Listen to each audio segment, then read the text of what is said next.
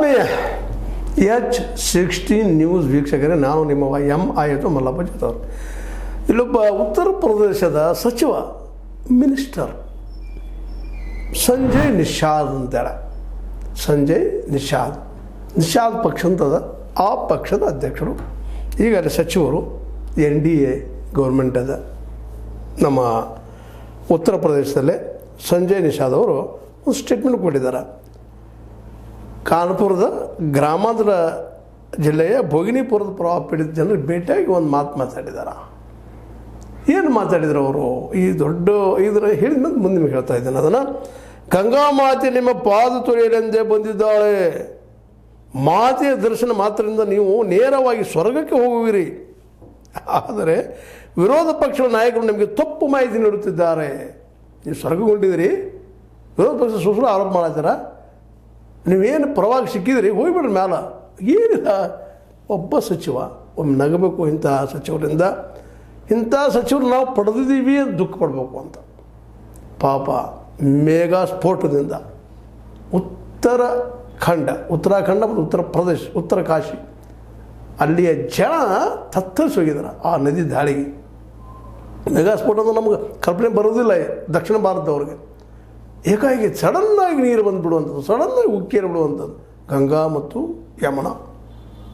ಅದ್ರ ಪಾಪ ಈಗ ಬರುವಂಥ ರಿಪೋರ್ಟ್ ಪ್ರಕಾರ 50 ಜನ ನಾಪತ್ತೆಯಾಗಿದ್ದಾರೆ, 5 ಜನ ಸಾವಾಗಿದೆ ಅಂತ ರಿಪೋರ್ಟ್ಸ್ ಇದ್ದಾವೆ.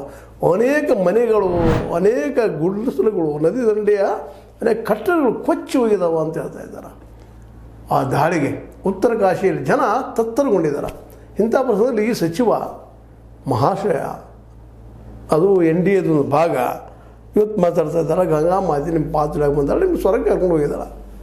ಇದು ಇಂಥ ಸಚಿವರಿಂದ ನಾವು ಏನನ್ನ ನಿರೀಕ್ಷೆ ಮಾಡಲಿಕ್ಕೆ ಸಾಧ್ಯ ಅಂತ. ಅಲ್ಲಿ ಪರಿಹಾರ ಮಾಡಬೇಕಾಗ್ಯದ, ಜನಕ್ಕೆ ಅನುಕೂಲಗಳು ಮಾಡಿಕೊಡ್ಬೇಕಾಗ್ಯದ. ಇದು ಯಾಕಾಯಿತು, ಏನಾಯಿತು, ಇದಕ್ಕೆ ಪ್ರತಿ ವರ್ಷ ಒಂದಿಷ್ಟು ಆಗ್ತಾನೆ ಇರ್ತದೆ ರೀ ಉತ್ತರ ಭಾರತದಲ್ಲೇ. ಮೆಗಾ ಸ್ಫೋಟ ಆಗಿರ್ಬೋದು, ಮತ್ತೇನೂ ಆಗಿರ್ಬೋದು. ಯಾಕಂದರೆ ಹಿಮಾಲಯ ಪರ್ವತದಲ್ಲಿ ಸಿಕ್ಕಾಪಟ್ಟೆ ಮಳೆ ಆಗೋದ್ರಿಂದಾಗೆ ಮಳೆಗಾಲದಲ್ಲೇ ಆ ನದಿಗಳು, ಉತ್ತರ ನದಿಗಳು ಉಕ್ಕೇರಿ ಹರಿತಾವ್ರೆ. ಅಲ್ಲಿ ಅವ್ರಿಗೊಂದು ಶಾಶ್ವತ ಪರಿಹಾರ. ಬಿಹಾರ ನೋಡ್ರಿ ಯಾವ ರೀತಿಯಾಗಿ ಅದು ಅನುಭವಿಸ್ತದ ದುಃಖನ ಪ್ರತಿ ವರ್ಷ ಅಂದ್ರೆ, ಅಲ್ಲಿ ಜನ ಪಾಪ ಅವ್ರ ಬದುಕು ಕಷ್ಟ ಆಗಿಬಿಟ್ಟದ. ಇವತ್ತು ಎಲ್ಲ ಸರ್ಕಾರಗಳು ಬಂದು ಹೋದ್ರು, ಇದಕ್ಕೆ ಪರಿಹಾರ ಹುಡುಕ್ತಾ ಇಲ್ಲ. ಮಳೆಗಾಲದಲ್ಲಿ ಬರ್ತಿರೋಂಥ ನೀರಿಗೆ ಒಂದು ವ್ಯವಸ್ಥೆ ಮಾಡಬೇಕಾಗಿತ್ತು, ಅದು ಮಾಡಿಲ್ಲ. ಏನು ನಡೆದು ಒಂದು ಸ್ವಲ್ಪ ಚಂದ್ರಶೇಖರ್ ಪ್ರಧಾನಿಯವರಿದ್ದಾಗ ಇರ್ಬೋದು, ನಮ್ಮ ವಾಜಪೇಯಿ ಅವರಿದ್ದಾಗ ಇರ್ಬೋದು, ಇನ್ನೂ ಕೆಲವು ಮಂದಿ ಇಲ್ಲ, ಈ ನೀರನ್ನು ಸರಿಯಾಗಿ ಬಳಸಿ ಇಡೀ ದೇಶಕ್ಕೆ ತುಂಬ ನೀರಾವರಿ ಮಾಡ್ಬೇಕಂತಂದರು. ಅದಕ್ಕೆ ನಮ್ಮ ನಿಸರ್ಗ ಪ್ರಿಯರು ಅವರು ಇವರೆಲ್ಲ ವಿಚಾರ ಮಾಡಿ, ವಿಜ್ಞಾನಿಗಳು ವಿಚಾರ ಮಾಡಿ, ಇಲ್ಲ ನೈಸರ್ಗಿಕ ಇಂಬ್ಯಾಲೆನ್ಸ್ ಆಗ್ತದೆ, ಹಾಗೆ ಹೀಗೆ ಅವ್ರು ತಮ್ಮ ರಿಪೋರ್ಟ್ಗಳು ಮಾಡ್ಲಿಕ್ಕೆ ಹಚ್ಚಿದ್ರು. ಆದ್ರೆ ಡ್ಯಾಮ್ಗಳನ್ನ ಕಟ್ಟಿ, ಚೆಕ್ ಡ್ಯಾಮ್ ಕಟ್ಟು, ಮತ್ತೇನು ಮಾಡಿ ದೊಡ್ಡ ಪ್ಲ್ಯಾನ್ ಮಾಡಿ ಇಡೀ ಒಂದು ಗಂಗೆ ಮತ್ತು ಯಮುನೆಯರನ್ನು ಉತ್ತರ ದಕ್ಷಿಣವರೆಗೆ ಹರಿಸುವಂಥದ್ದು ಒಂದು ಪ್ಲ್ಯಾನ್, ಮೆಗಾ ಪ್ಲ್ಯಾನ್ ಮಾಡಿದ್ರಪ್ಪ ಅಂದರೆ ಮೆಗಾ ಸ್ಪೋರ್ಟ್ಗಳಿಗೆ ಉತ್ತರ ಇರ್ತಾಯಿತ್ತು. ಕಳೆದ 70 ವರ್ಷಗಳಲ್ಲಿ ಬಂದಂಥ ನಮ್ಮ BJP ಸರ್ಕಾರವು ಸಹಿತ ಅದ್ರ ಬಗ್ಗೆ ವಿಚಾರ ಇಲ್ಲ. ನಮ್ಮನ್ನು ಸ್ವರ್ಗಕ್ಕೆ ತೊಗೊಂಡು ಹೋಗ್ಕೊಳ್ಳೋ ಸೀದಾ ಗಂಗವ್ವ ಅಂತ ಹೇಳ್ತಾ ಇದ್ದಾರಪ್ಪ ಅಂತಂದ್ರೆ, ಇವ್ರು ಯಾರಿಂದಲೂ ಈ ಸಮಸ್ಯೆ ಪರಿಹಾರ ಆಗಲಾರದು. ಹೋಗ್ಬಿಡ್ರಿ ಕಡೆಗೆ ಗಂಗಾರು ಸ್ವಚ್ಛ ಆಯ್ತಾನೆ ಇಲ್ಲಿವರೆಗೆ. ಸ್ವಚ್ಛ ಗಂಗಾ ನಮ್ಮ ಮೋದಿಜಿಯವರು ಬಂದಾಗಿಂದ ಹೇಳ್ಕೊಂಡು 11 ವರ್ಷ ಆಯಿತು ಹೇಳ್ತಾಯಿದ್ದು. ಅದು ಎಲ್ಲಿದನೋ ಅಲ್ಲೇ ಅದ. ಎಷ್ಟೋ ಕಾರ್ಯಕ್ರಮ ಹಂಗೆ ಘೋಷಣೆ ಮಾಡೇ ಮಾಡ್ತಿರ್ತಾರೆ. ಒಳ್ಳೆ ಹಿಂಗೆ ಇವಕ್ಕೆ ಒಂದು ವೈಜ್ಞಾನಿಕ ಒಂದು ನೆಲೆಗಟ್ಟಿನಲ್ಲೇ ಇಂಥ ನದಿ ದಾಳಿಗಳಿಗೆ ನಮ್ಮ ದಕ್ಷಿಣದಲ್ಲಿ ನೋಡ್ತಾ ಇದ್ರಿ, ಅತಿ ಮಳೆ ಆಯ್ತು ಅಂದ್ರೆ ಭೂಮಿ ಕುಸಿತಾ ಇದ್ದಾವ. ಅದಕ್ಕೆ ಕಾರಣ ನಾವು ಸ್ವತಃ ಕಾಡಿನೊಳಗೆ ಹೊಕ್ಕು ಅಲ್ಲಿ ನಮ್ಮ ರೆಸ್ಟೋರೆಂಟ್ ಮಾಡ್ಕೊಳ್ಳೋದು, ಅಥವಾ ಖನಿಜ ಪದಾರ್ಥಗಳನ್ನ ಎತ್ತಿ ತೊಗೊಂಡು ಹೋಗೋದು, ಗಿಡಗಳನ್ನು ಕಡಿಯೋದು. ಹೀಗಾಗಿ ಈ ದಕ್ಷಿಣದ ಈ ಏನು ಕಾಡಿನಲ್ಲಿ ಅನೇಕ ತಮ್ಮ ಗುಟ್ಟು ಕುಸಿದ ಜನ ಸಾಯ್ತಾ ಇದ್ದಾರೆ, ಪ್ರತಿ ವರ್ಷ ನಡೀತಾ ಇದ್ದಾವೆ. ಇದಕ್ಕೆ ಕಾರಣ ಯಾರು? ಆ ಮೆಗಾಸ್ಫೋಟಕ್ಕೆ ಕಾರಣ ಯಾರು? ಅದ್ಮೇಲೆ ಬರುವಂಥ ನೈಸರ್ಗಿಕ ದಾಳಿಗೆ ನಾವು ಉತ್ತರ ಹುಡುಗಇದನ್ನು ಬಿಟ್ಟು ನಾವು ಇದಂಥವ್ರು ಏನು ಮಾತಾಡ್ತೀವಿ ಅಂದ್ರೆ, ಇಲ್ಲ ಸತ್ತವ್ರು ಸ್ವರ್ಗಕ್ಕೂ ಆದರು ಸಮಾಧಾನ ಮಾಡುವಂಥದ್ದು. ಈ ಸಮಾಧಾನ ಬೇಕಾಗಿದ್ದಾನ? ಈ ನಮ್ಮ ಸಂಜಯ್ ನಿಷಾದ್ ಅಂತ ಅನೇಕರಿದ್ದಾರೆ ಇಲ್ಲಿ, ಇವರೊಬ್ಬರ ಅಂತಲ್ಲ ಪಾಪ. ಏನೋ ಅವ್ರಿಗೆ ಬೈ ಚಾನ್ಸ್ ತಪ್ಪಿ ಹೋಗಿಬಿಟ್ಟದ ನಾಲಿಗೆ ಅಂದ. ಎಲ್ಲಾದ್ರೂ ಎಚ್ಚರಿದ್ದಂಥ ಯಾವ ಸಚಿವರು ಮಾತಾಡ್ಲಿಕ್ಕೆ ಹೋಗೋದಿಲ್ಲ. ಆದರೆ ಒಳಗೆ ಇಂಥ ಮಾತು ಭಾಳಷ್ಟು ಜನರಲ್ಲಿ ಇದ್ದ. ನಿಸರ್ಗ ಹಿಂಗೆ ಆಗ್ತಿಲ್ಲ, ನಮಗೆ ಆಗದವ ಯಾವರೇ ಸತ್ತಪ್ಪ ಅಂದರೆ ನಮ್ಗೆ ಹಿಂಗೆ ಮಾಡಿದ್ರೆ ಅದಕ್ಕೆ ಸತ್ತ ಅಂತ ನಾವು ಮಾತಾಡ್ತೀವಿ ಇವತ್ತು. ಅದೇ ರೀತಿ ಇಲ್ಲ, ಯಾರ್ಯಾರೂ ಇಲ್ಲ. ನಾವು ಮಾಡುವಂತಹ ಕೆಲಸಗಳನ್ನು ನಾವು ಪರ್ಫೆಕ್ಟಾಗಿ ನಮಗೆ ಹಾನಿ ಆಗದೆ ಮಾಡ್ಕೋಬೇಕಾಗಿದೆ, ಅದು ಭಾಳ ಮುಖ್ಯದ. ಯಾಕಂದ್ರೆ ಇದು ಕೇವಲ ಗಂಗಾ ಈ ಉತ್ತರ ಕಾಶಿದಷ್ಟೇ ಅಲ್ಲ, ಉತ್ತರ ಪ್ರದೇಶದ ಗಂಗಾ ನದಿದಷ್ಟೇ ಅಲ್ಲ, ಹಿಮಾಚಲ ಪ್ರದೇಶಲ್ಲೂ ಬರ್ತಾ ಇರ್ತದೆ, ದಾರಿ ನೋಡಿದ್ರಿ ನೀವು, ಮೇಲೆ ಹಾಯ್ತಾನೆ ಇರ್ತದೆ. ಇದಕ್ಕೊಂದು ಪರಿಹಾರ ಶಾಶ್ವತ ಹುಡುಕ್ಬೇಕಾಗಿತ್ತು. ಇಲ್ಲಿವರೆಗೆ ಯಾರು ಹುಡುಕ್ತಾನಲ್ಲ, ಇವತ್ತು ಹುಡುಕ್ತಾನೆ ಪ್ಲಾನ್ ಡ್ರಾಪ್ ಮಾಡಿ ಹೋಗೋದ್ಬಿಟ್ರು. ಚಂದ್ರಶೇಖರ್ ಅವರು ಇದನ್ನು ಮಾಡಿದರು, ಮಾಜಿ ಪ್ರಧಾನಿ ಅವರು, ಮತ್ತು ಅದಕ್ಕೆ ವಾಜಪೇಯಿ ಅವ್ರ ಸಪೋರ್ಟು ಇತ್ತು, ಒಳ್ಳೆಯ ವಿಚಾರಗಳಿದ್ದು ಅವರಲ್ಲೇ. ಇವತ್ತು ಆ ದಿಶೆಯಲ್ಲಿ ಯಾರಲ್ಲೂ ಇಲ್ಲ. ಇವತ್ತಲ್ಲೇ ಕಾರ್ಪೊರೇಟ್ಗಳಿಗೆ ಅದು ಇಡೀ ಎಲ್ಲ ವ್ಯವಸ್ಥೆನೂ ಕೊಡೋದು, ನೀವು ಉದ್ಯೋಗ ಕೊಡ್ರಪ್ಪ ಅಂತ ಹೇಳೋದು, ನೀವು ನಮ್ಮನ್ನು ಉಳಿಸ್ರಪ್ಪ ಅಂತ ಹೇಳೋದು, ಇಂಥ ಒಂದು ಸ್ಥಿತಿಗೆ ಇವತ್ತು ನಾವು ಬಂದು ನಿಂತಿದ್ದೀವಿ. ನಮ್ಮ ಮೋದಿಯವರಾಗಿರ್ಬೋದು, ಕಾಂಗ್ರೆಸ್ಸಿಗರಾಗಿರ್ಬೋದು, ಓಪನ್ ಮಾರ್ಕೆಟ್ ಅಂತ ಹೇಳ್ತಾ ನಮ್ಮನ್ನೆಲ್ಲ ಓಪನ್ ಮಾಡಿಬಿಟ್ರಿಲ್ಲ. ಇಲ್ಲಿ ನಮ್ಗೆ ಉದ್ಯೋಗಗಳೇ ಇಲ್ಲ ಓಪನ್ ಮಾರ್ಕೆಟ್ದಿಂದ. ಖಾಸಗಿಯವ್ರು ಯಾಕೆ ಕೊಡ್ತಾರೆ ಉದ್ಯೋಗ? ಎಲ್ಲಿಂದ ಕೊಡ್ತಾರೆ ರೀ? ಏನೋ ಉತ್ತರ ಪ್ರದೇಶ ಅಂದರೆ ಪಶ್ಚಿಮ ಉತ್ತರ ಪ್ರದೇಶ, ಹರಿಯಾಣ, ಪಂಜಾಬರ ರೈತರಿಂದಾಗಿ ಮತ್ತೊಂದು ಮೋದಿಯವರು ದೊಡ್ಡ ಅನಾಹುತ ಮಾಡೋರಿದ್ರು ದೇಶಕ್ಕೆ. ಅನಾಹುತನ ಅದು. ಈ ಮಾರ್ಕೆಟನ್ನು ಗೋಡೌನ್ ಕಟ್ಟಿಸಿ ಅದಾನೆ ಅಂತರ್ಗೆ ಕೊಟ್ಟು ಬಿಡೋರಿದ್ರು, ನೀವು ಮಾರ್ಕೆಟ್ ಮಾಡಿರಿ ಅಂತೇಳಿ. ಅದಾಗಿದ್ರೆ ಇವತ್ತು ಅಟ್ಲೀಸ್ಟ್ ಏನೋ ನಮ್ಮನ್ನು ಊಟ ಮಾಡ್ಕೊಂಡಾದ್ರು ಎಲ್ಲೋ ಸಾಹಿತ್ಯಪ್ಪ ಉಳಿತು ಬದುಕ್ತಾ ಇದ್ದೀವಿ. ಮತ್ತು ಈಗ ಯಾವುದೇ ಗೌರ್ಮೆಂಟ್ ಇರಲಿ, ಸಿದ್ದರಾಮಯ್ಯ ಗೌರ್ಮೆಂಟ್ ಇರಲಿ, ಅದೇ ಕಾರಣ ಮೋದಿಯವ್ರ ಸರ್ಕಾರ ಇರಲಿ, ಯಾರಿದ್ದರೂ ಸಹಿತ ರೈತ ಬೆಳೆದ ಕಾಳ ಕೊಡೋರಲ್ಲ ನಮಗೆ. ಇವು ನಾವು ಆಗಲಿ ಅವ್ರಲ್ಲಿ ಯಾರು ಬೆಳೀಲಿಕ್ಕೆ ಹೋಗೋದಿಲ್ಲ. ಅವ್ರು ಕೊಟ್ಟು ನಮ್ಮ ಹೆಸರು ತೊಗೊಳ್ರಿ ರೆಡಿ ಇಲ್ಲ. ಆದರೆ ಇಲ್ಲಿ ಕೇಳ್ತಾ ಇರೋದು ಏನಪ್ಪ ಅಂತಂದ್ರೆ, ಇಂಥ ಒಂದು ಶಾಶ್ವತ ಪರಿಹಾರ ಹುಡುಕ್ಬೇಕಾಗಿತ್ತಲ್ಲಪ್ಪ. ನೀವು ಕಾರ್ಪೊರೇಟ್ಗೆ ಕೊಟ್ಟು ಬಿಟ್ರಿ. ಕಾರ್ಪೊರೇಟ್ಗಳು ಇವತ್ತು ಇಡೀ ದೇಶದ ₹1 62 ಪೈಸೆ ತಾವು ಗಂಟು ಮಾಡ್ಕೊಂಡು ಬಿಟ್ಟಿದ್ದಾರೆ. ಮುಂದೆ ಏನು ಪರಿಹಾರ ಇದಕ್ಕೆ? ಯಾಕಂದ್ರೆ ಆ ದುಡ್ಡು ಇತ್ತಂದ್ರೆ ಇವೆಲ್ಲ ಪರಿಹಾರ ಹುಡುಕಕ್ಕೆ ಸಾಧ್ಯ ಇತ್ತು, ಹೊಸ ಹೊಸ ಯೋಜನೆಗಳು ಹಾಕೊಳ್ಳಿಕ್ಕೆ ಸಾಧ್ಯ ಇತ್ತು.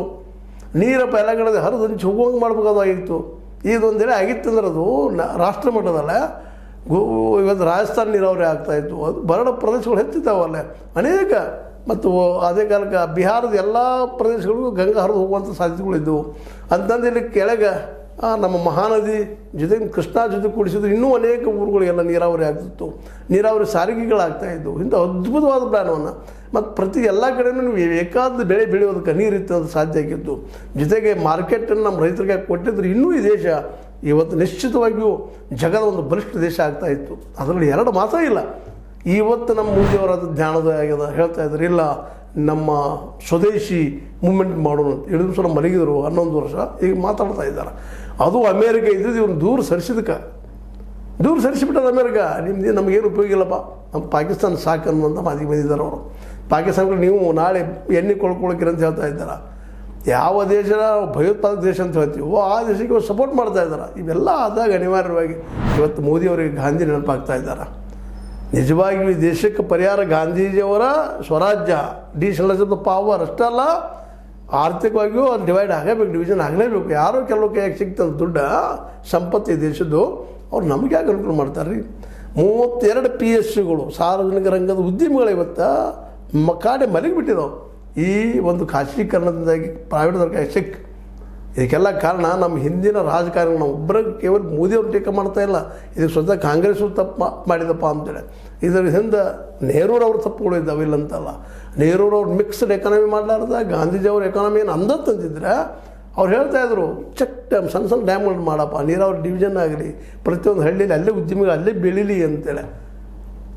ಈಗ ಎಣ್ಣೆ ಆಯಿತು, ಬಟ್ಟೆ ಆಯಿತು, ಮತ್ತೊಂದು ಹಳ್ಳಿಗಳಲ್ಲಿ ಬೆಳೆಸಿದ್ರೆ ಇವತ್ತೆಲ್ಲ ಡಿಸೆಂಟ್ರಲೈಸ್ ಆಗಿತ್ತು ಆರ್ಥಿಕವಾಗಿ. ಅಲ್ಲಿ ಬಟ್ಟೆ ತಯಾರು ಮಾಡೋದು ಅಲ್ಲಿ ಸಮೀಪದ ತಾಲೂಕುಗಳಲ್ಲೂ ಊರುಗಳಲ್ಲೂ ಮಾರ್ತಾಯಿದ್ರು. ಅದು ಎಣ್ಣೆನ ಅಲ್ಲೇ ತಯಾರಾಗ್ತಾಯಿತ್ತು, ಎಣ್ಣೆ ಸಣ್ಣ ಕಾರ್ಖಾನೆಗಳಾಗ್ತಾಯಿದ್ವು, ಅವ್ರಿಗೆಲ್ಲ ಉದ್ಯೋಗ ಆಗ್ತಾಯಿತ್ತು. ಇದು ವಾಸ್ತವ. ಇದಲ್ಲ. ಇದಕ್ಕೆ ಯಾರು ಕೇಳಿಕೊಳ್ಳ ಯುರೋಪಿಯನ್ ಸಾಮ್ರಾಜ್ಯ ಅಂತ ಹೇಳ್ತಾರೆ. ಆದರ್ಶ ಅಲ್ರಿ, ಇದು ವಾಸ್ತವ. ಈ ಮಿಡಲ್ ಕ್ಲಾಸ್ ಬುದ್ಧಿವಂತರು ಹೇಳೋದು ಏನ್ರಿ ಯುರೋಪಿಯ ಸಾಧ್ಯತೆ ಇಲ್ರಿ. ಅದು ಯಾಕೆ ಸಾಧ್ಯ ಇಲ್ಲ? ಗಾಂಧೀಜಿಯವರು ದೇಶ ಸುತ್ತಾಗಿ ಪ್ರತಿ ಗ್ರಾಮ ನೋಡಿದವರು ಇವತ್ತು ಇದೇ ಮಾತು ನಮಗೆ ರಾಹುಲ್ ಗಾಂಧಿಯವ್ರಿಗೆ ಗೊತ್ತಾಗ್ತಾ ಇದೆ. ಯಾಕಂದ್ರೆ ಅವ್ರು ಅಡ್ಡಾಡಿದ್ರು ಇಡೀ ದೇಶ ಏನು ಬೇಕಾಗಿದ್ದರೆ ಅದ್ರಾಗ ಒಂದು ಸ್ವಲ್ಪ ಏನೋ ಪ್ರಯತ್ನ ಮಾಡ್ತಾ ಇದ್ದಾರೆ. ಬಟ್ ಇದಾಗಬೇಕಾಗಿದೆ. ಇಂಥ ಸಂದರ್ಭದಲ್ಲೇ ನಮ್ಮ ಸಂಜಯ್ ನಿಷಾದ್ರಂಥ ಬುದ್ಧಿವಂತರು ಸಚಿವರಾಗಿದ್ದಾರೆ. ಅವರು ಈ ಎಲ್ಲ ಪಾಪ ಜನರ ಇವತ್ತು ಜೀವ ಕಳ್ಕೊಂಡಿದ್ದಾರೆ, ಮನೆ ಕಳ್ಕೊಂಡಿದ್ದಾರೆ, ಆಸ್ತಿಗಳು ಕಳ್ಕೊಂಡಿದ್ದಾರೆ, ಏನೆಲ್ಲ ಆಗಿದೆ. ಅವ್ರಿಗೆ ಪರಿಹಾರ ಹುಡುಕಾಗಿ ಏನು ಅನ್ನೋದು ವಿಚಾರ ಮಾಡೋದು ಬಿಟ್ಟು ಸ್ವರ್ಗಕ್ಕೆ ಹೋದ್ರೆ ಭಾಳ ಚಲೋ ಆಯ್ತು ಅನ್ನೋಂಥ ಮಾತು ಮಾತಾಡೋರು. ಇದು ಯಾವಾಗ ಹೋಗ್ತದೆ ಅಂದಾಗ ಹೇಳ್ಬೋದು ನಾವು ಇಷ್ಟ, ಎಲ್ಲರಿಗೂ ಶಿಕ್ಷಣ ಸಿಗಬೇಕು, ಹೈಯರ್ ಎಜುಕೇಷನ್ ಸಿಗಬೇಕು ಫ್ರೀಯಾಗಿ. ಅದು ದೇಶ ಕಟ್ಟೋ ಕೆಲಸ. ನಾವು ದೇಶ ಕಟ್ಟೋದು ಎಡವಿದ್ವಿ, ಯಾರ್ದು ಕೈ ನಮ್ಮ ದುಡ್ಡು ಕೊಟ್ಟು ಕಟ್ರಪ್ಪ ಅಂತ ಹೇಳ್ತಾ ಇದ್ವಿ.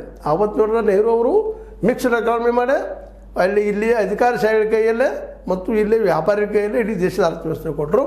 ಇವತ್ತು ಓಪನ್ ಮಾರ್ಕೆಟ್ ಮಾಡಿ ಪೂರ್ತಿಯಾಗಿ ಅವ್ರು ತಗಲಾಕಿಬಿಟ್ರು. ಮೋದಿಯವ್ರು ಬಂದಂತೆ ಹೋಗಿಬಿಡ್ತು. ಕಾರ್ಪೊರೇಟ್ಗಳನ್ನ ಬೆಳೆಸಿ ನಿಲ್ಲಿಸ್ಬಿಟ್ರು. ಈಗ ಚರ್ಪಡಿಸ್ಲಿಕ್ಕೆ ಎದ್ದಿದ್ದಾರೆ. ಏನೋ ಅಂದ್ರೆ ನಮ್ಮಲ್ಲೇ ಗಾದಿ ಮಾತಲ್ಲ ರೀ, ಗಾಡಿ ಹೋದ್ಮೇಲೆ ಟಿಕೆಟ್ ತೆಗಿಸ್ದಂಗೆ.